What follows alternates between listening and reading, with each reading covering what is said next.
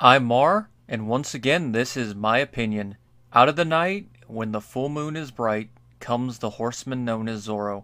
Created by pulp writer Johnston McCulley in 1919, this bold renegade has been carving a Z with his blade across the silver screen ever since. Actors ranging from Douglas Fairbanks, Tyrone Power, and George Hamilton have donned the mask, with their films ranging in quality. While debatable, what I consider the definitive Zorro film wasn't produced until the 90s. Directed by Martin Campbell and starring Anthony Hopkins and Antonio Banderas, The Mask of Zorro excellently balances visual spectacle and thematic storytelling, and is the benchmark to which summer blockbusters should aspire. Although released in 1998, pre-production began back in '92 under TriStar Pictures and Spielberg's Amblin Entertainment. Director Mikhail Solomon and Sean Connery were originally attached and even filmed test footage, but dropped out by 1995. Fresh off the success of Desperado, Robert Rodriguez and Antonio Banderas signed on. With Rodriguez on board, TriStar shifted their intent towards a lower budgeted film. The release date was pushed back as the two parties argued over the production budget. They almost reached a compromise before Rodriguez pulled out in June 1996. Fresh off the success of GoldenEye, Martin Campbell signed on and the production moved forward, with TriStar approving a $60 million budget. Principal photography began in early 1997, shooting on location in and around Mexico City. Interior sets were constructed at Churubusco Studios. If that name sounds familiar to cinephiles, it's where Paul Verhoeven filmed Total Recall. 2 local haciendas were used. In exchange for their use, the producers restored one, which had been falling into disrepair. The mine set was built on location, and for the climax was blown up, although it took 3 attempts due to explosive miscalculations. Footage from all 3 attempts was spliced seamlessly into the final film. While the Mexican and Californian deserts are not identical, as a SoCal native I couldn't tell the difference. One would probably have to examine the footage closely to spot the tells. The legendary Bob Anderson choreographed the duels. Famous for Star Wars and The Princess Bride, who better to arrange the blade work?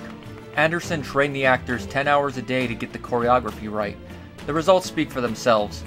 Not only do the characters appear as proficient as dialogue suggests, but the fights flow naturally, feeling like genuine duels.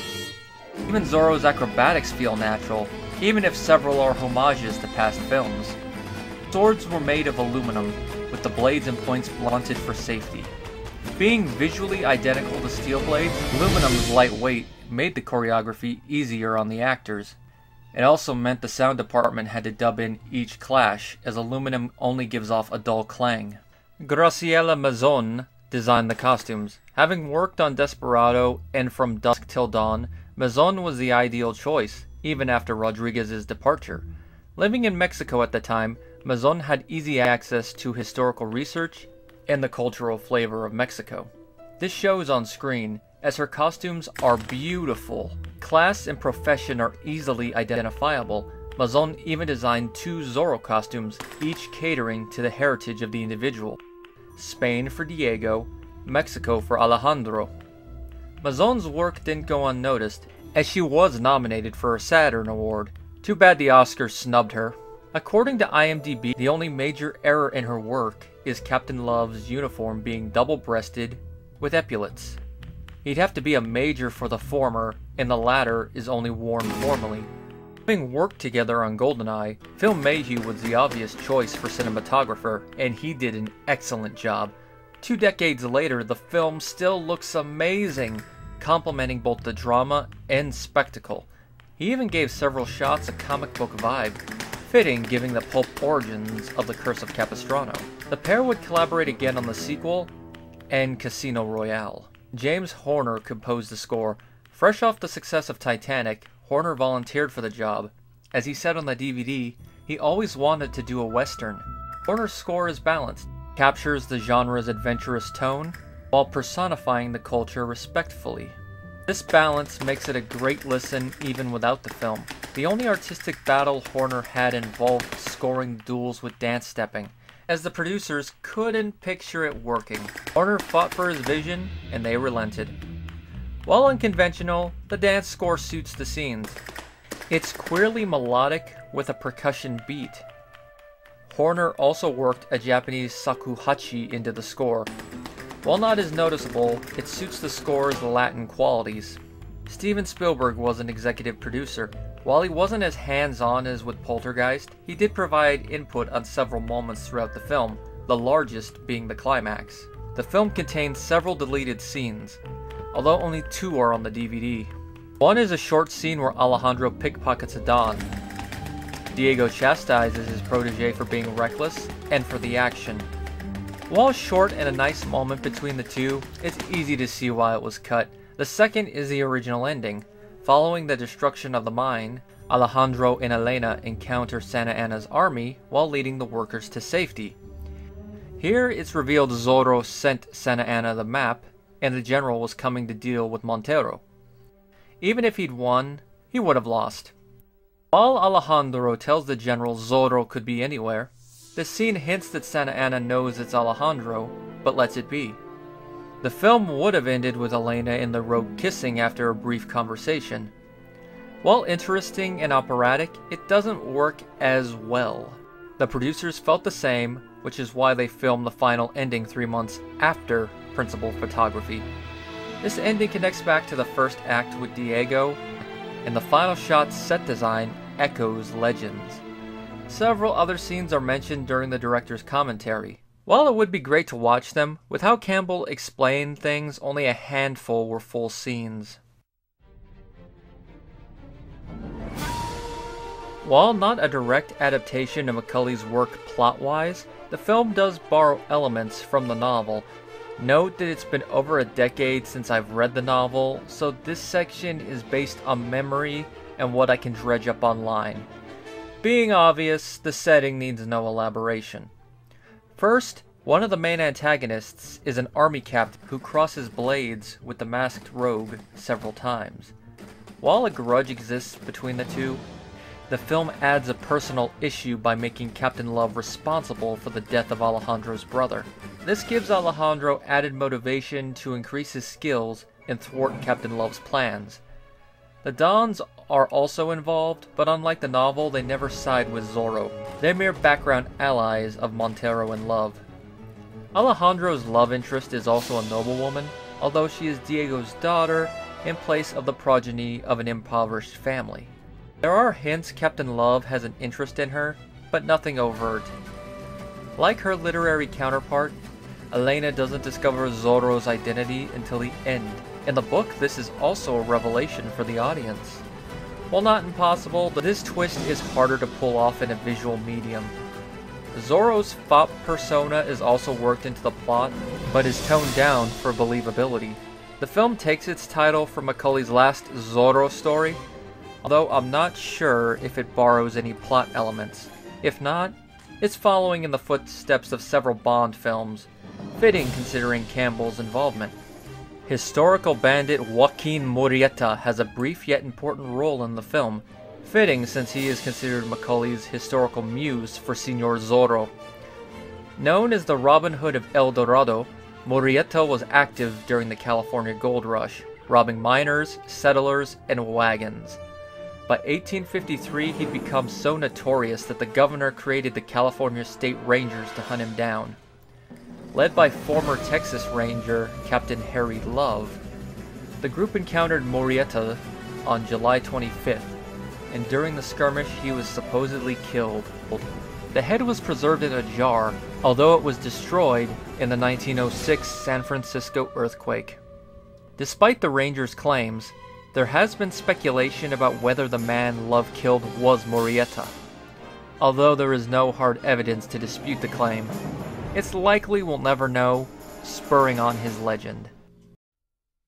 Mask borrows several elements from Joaquin Murrieta's life and death, although they are altered during the transfer.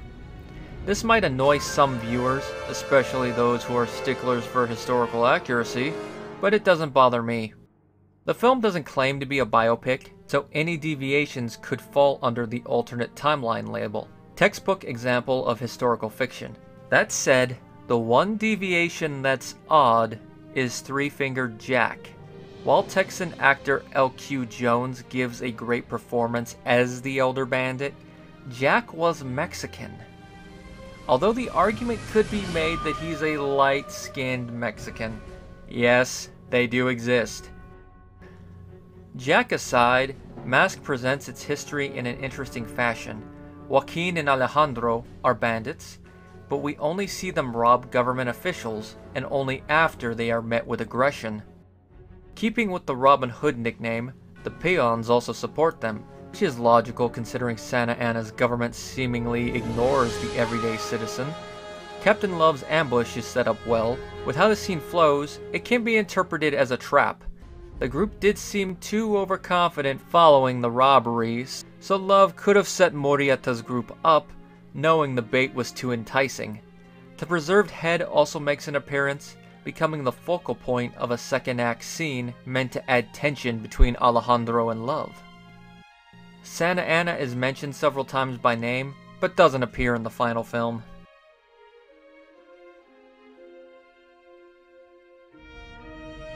Released on July 17, 1998, the film was praised by critics. Even Roger Ebert enjoyed it, praising it as the best Zorro film ever produced. There were several holdouts, but this didn't prevent Mask from box office success, pulling in $250 million. I first saw the film on home video and have loved it ever since. My only complaint with the VHS is that it's impossible to read the opening crawl. While not the first choice, Martin Campbell was the right director for the film.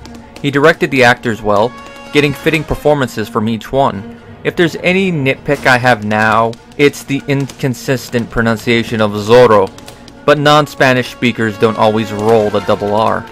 While he storyboarded most of the film, on set he would adjust scenes if he felt they weren't working the scripted way, or were too convoluted. Diego's hallway punch is one example. Campbell openly admits to including several tributes to past Zorro films and the character's mythic status. While evident, they feel fresh without crossing into trope list territory. If you have the DVD and haven't listened to Campbell's commentary, I recommend you do so. If you love this film, it's extremely insightful. While not the first Spanish actor to wear the mask, Antonio Banderas was the first Spanish actor for a Hollywood adaptation, and he was cast perfectly. While Fairbanks and Powers did turn in great performances, Banderas is my favorite. While partially nostalgia, performance secures this accolade. Banderas balances arrogance, confidence, and charm, amplifying each characteristic as the need arises. He's overconfident as a rogue, but centered as Zorro. Banderas even manages to pull off the fop, one aspect of Zorro's character I'm not a fan of outside the novel. He brings the cover to life without overselling.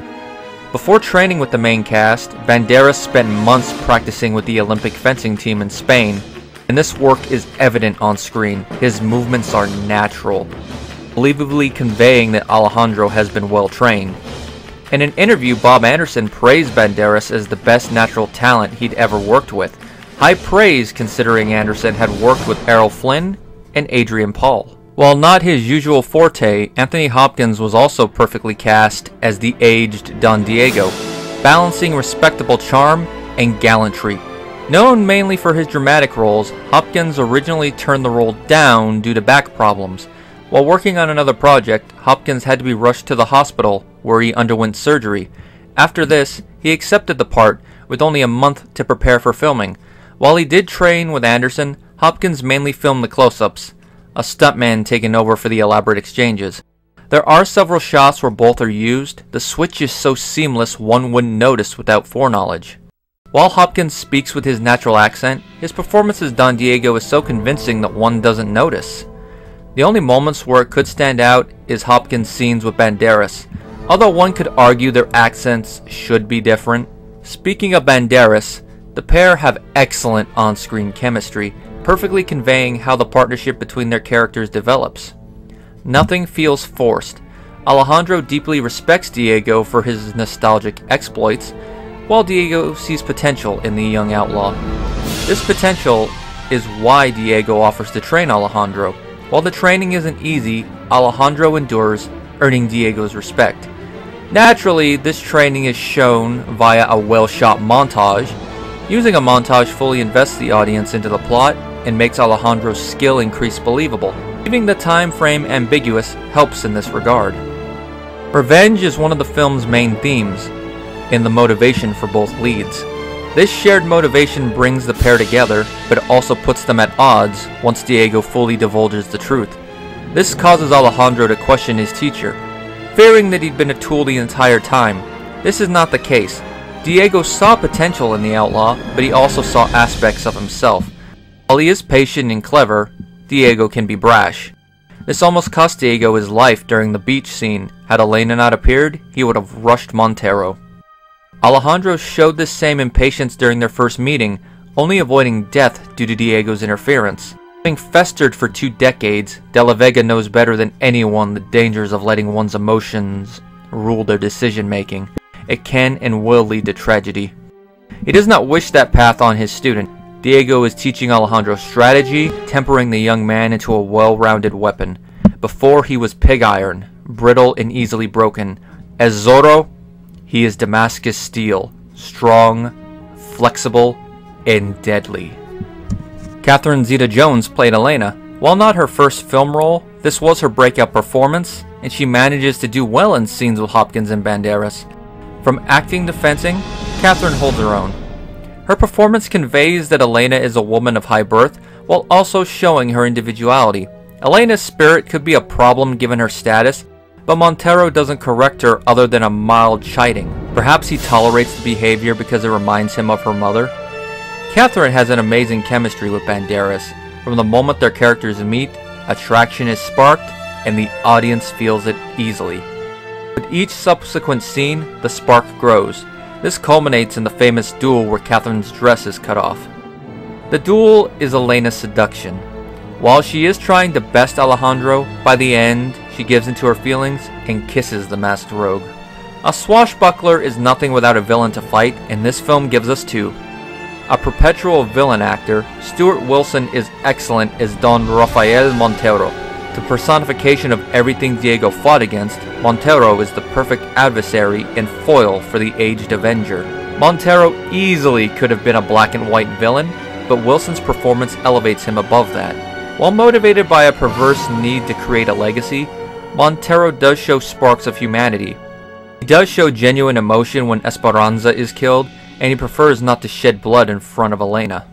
He even seems momentarily conflicted when Captain Love suggests killing the mine workers. Although he concedes, this moment shows the subtle elegance of Wilson's performance. You see Montero weighing the options silently. He concedes like any politician, but Montero's humanity is written all over his face. If there's anything questionable regarding Montero, it's how he figured out Diego was Zorro. Did he just decide to arrest his former romantic rival before returning to Spain and got lucky out of happenstance? While that could be the case, watching the opening enough times provides an answer. During their face-to-face, Montero's face shifts subtly as Zorro scolds him. Whether from recognizing vocal inflections or finally seeing beyond the mask, Montero has finally realized who Zorro truly is, and he's not leaving without payback. Reportedly nervous on his first day of filming, Matt Letcher turned in a great performance as Captain Harrison Love. While not as deeply written as Montero, Captain Love still falls into that realistic gray area. As a soldier, Love performs his duty to the best of his ability and follows a code of honor. The best example of this is when he tosses his gun aside to fight Zorro during the climax. The film never explains how he came into Montero's service, but given the plot, the motive is obviously financial. If California suddenly became its own independent nation, what junior officer wouldn't jump at the chance to command its army? Even now, I'm sure there are captains that would take the job. While it begins as mild suspicion, Captain Love is the first to deduce that Alejandro isn't a Don. This furthers the tension between the two, especially during the jar scene. This tension simmers slowly until boiling over during the climax, furthering the duel's drama. The film does contain comedy. This was one aspect that worried Campbell during filming, but considering a majority of the jokes are during the first half, they didn't compromise the film's integrity or tone. If anything, the humor complements the drama at times. The dress cutting adds to the seductive nature of Elena's duel, and Alejandro's fails early on during his training are a riot. The best running gag is his relationship with Tornado Numero Dos, who at times feels like a metaphor for working with animals on film sets. Things never go as planned a majority of the time, and when they do, it's a surprise. Alejandro does manage to tame the horse, but only slightly. Even Senor Zorro can only do so much to a spirited animal. The Mask of Zorro has always been one of my favorite films. While nostalgia partially plays a role, like The Empire Strikes Back, I enjoy it more as an adult than I did as a kid. Then I enjoyed the swordplay and humor. While that is still fun, the drama and acting hold my attention equally now. Together the parts create an instant classic. A film that is definitely worthy of Zorro's legend.